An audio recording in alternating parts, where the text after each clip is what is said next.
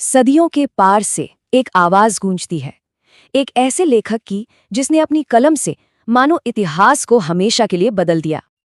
हाँ, ये आवाज मेरी ही है। मैं हूं विलियम शेक्सपियर और आज मैं आपको अपनी कहानी सुनाने आया हूं। शब्दों और मंच की दुनिया में मेरा वो सफर जो आज भी जिंदा है। मेरी कहानी की शुरुआत किसी बड़े मंच या शाही महल से नहीं हुई। नहीं, इसकी शुरुआत तो इंग्लैंड के एक छोटे से शांत से शहर स्ट्रैथफोर्ड अपॉन एवन से होती है। यही वो जगह थी जहां मेरे सपनों ने पहली बार पंख फैलाए थे। तो बात है 23 अप्रैल 1564 की। इसी दिन मैं स्ट्रैटफोर्ड अपॉन एवन में पैदा हुआ। मेरे पिता जॉन एक सीधे साधे दस्ताने बनाने वाले कारीगर थे, पर मेरी माँ मैरी आर्डन एक खाते पीते परिवार से थीं। शायद यही वजह थी कि मेरे सपनों की उड़ान हमेशा से ही ऊंची रही। स्कूल में मेरा वास्ता हुआ लैटिन और ओविड, वर्जिल, सेनेका जैसे महान कवियों से, और सच कहूं तो उनके शब्द मेरे जहन में कुछ ऐसे बस गए जैसे वो हमेशा से मेरे ही थे। और फिर जिंदगी किसी तेज रफ्तार नाटक की तरह आगे बढ़ने लगी। महज 18 साल का था मैं।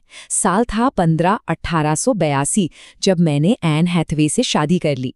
एक साल बाद ही हमारी दुनिया में हमारी बेटी सुजैना आई और फिर 1885 में हमारे जुड़वा बच्चे हैमनेट और जूडिथ आ गए। हमारा घर जैसे खुशियों से भर गया। लेकिन हर कहानी में एक मोड़ आता है।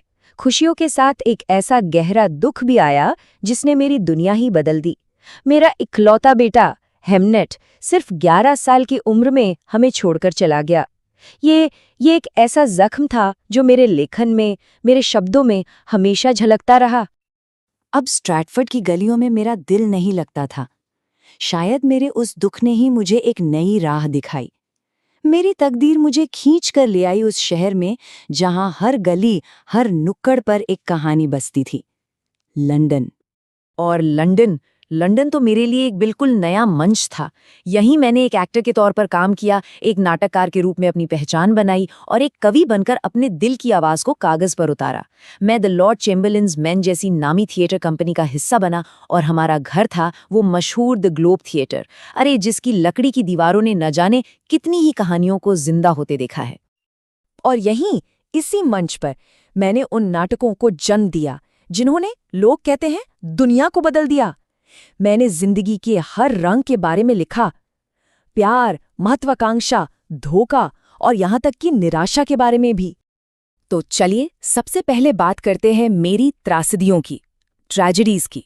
ये कहानियां हैं उन महान लोगों की जिनकी बस एक जानलेवा गलती, एक फेटल फ्लॉ उन्हें अर्श से फर्श पर ले आता है, जहां ऊंची उड़ने की चाहत ही उनके गिरने का सबब बन जाती है। जैसे कि हैमलेट, एक राजकुमार जो बदले की आग में जल रहा है, या फिर मैकबेथ, जहां सत्ता की भूख एक इंसान को हैवान बना देती है। ओथेलो, जहां शक का एक छोटा सा बीज मोहब्बत के पूरे बाग को उजाड़ देता है। और हाँ, किंग लियर, एक पिता के टूटे हुए दिल की वो दर्दनाक दास्तां।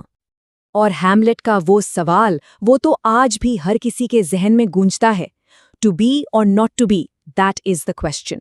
यानी होना या ना होना, यही तो सवाल है। ये सिर्फ एक लाइन नहीं है, ये जिंदगी और मौत के बीच की सबसे गहरी कश्मकश है। लेकिन रुकिए, मेरी दुनिया सिर्फ आंसुओं और दुखों से नहीं बनी थी। नहीं, मेरी कॉमेडीज भी तो थीं, जहां प्यार, थोड़ी बहुत उलझन और हाजिर जवाबी की ऐसी खिचड़ी पकती थी कि आखिर में सब कुछ हंसी खुशी ठीक हो ही जाता था। याद है अ मिडसमर नाइट्स ड्रीम का वो जादुई जंगल, या एज यू लाइक इट की वो समझदार रोजालिंड, या फिर ट्वेल्थ नाइट की मजेदार गलतफहमियां। और हाँ, द मर्चेंट ऑफ वेनिस को कैसे भूल सकते हैं, जहां शाइलॉक का किरदार हमें आज भी सोचने पर मजबूर कर देता है कि भाई इंसाफ और बदले में आखिर फर्क क्या है। फिर मैंने कलम उठाई इतिहास के पन्नों को खोलने के लिए।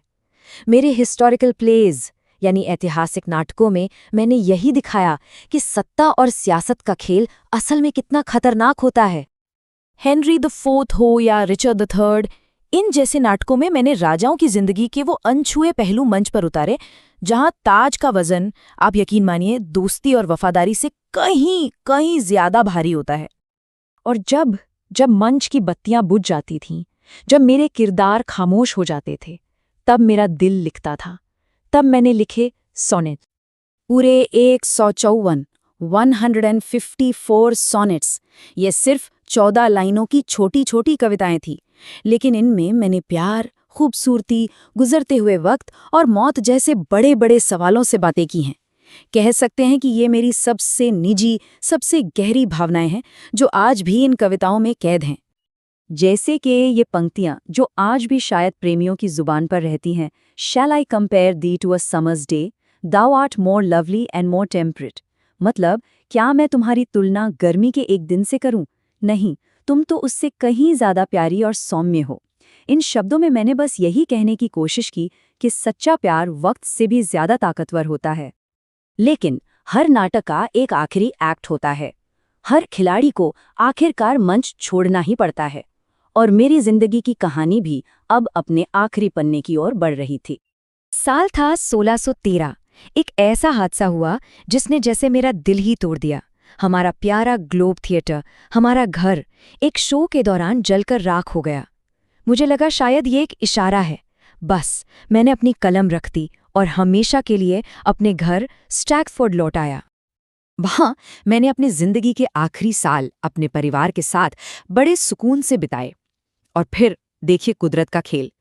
23 अप्रैल 1616, ठीक मेरे जन्मदिन के दिन, जिस तारीख को मैं इस दुनिया में आया था, उसी तारीख को मैंने इस दुनिया से विदा भी ले ली। ऐसा लगा जैसे मेरी जिंदगी का ये घेरा पूरा हो गया था। मेरी जिंदगी का पर्दा तो गिर गया, लेकिन मेरे शब्द नहीं, वो नहीं मरे, वो आज भी जिंदा हैं। आज दुनिया मुझे द बार्ड ऑफ एवन के नाम से जानती है, यानी एवन नदी के किनारे वाला वो कवि जिसके शब्द आज भी हर मंच पर गूंजते हैं। जानते हैं क्यों? क्योंकि मैंने सिर्फ कहानियां नहीं लिखी, मैंने तो इंसानी दिल की धड़कनों को शब्दों में पिरोया था। तो ये थी मेरी कहानी। मैं विलियम शेक्सपियर, स्ट्रैटफोर्ड का वो लड़का जिसकी कलम ने उसे अमर बना दिया। और अब मैं आपको अपने एक आखिरी ख्याल के साथ छोड़कर जाता हूँ। याद रखिएगा, ये सारी दुनिया एक रंगमंच है और हम सब स्त्री पुरुष महज किरदार हैं।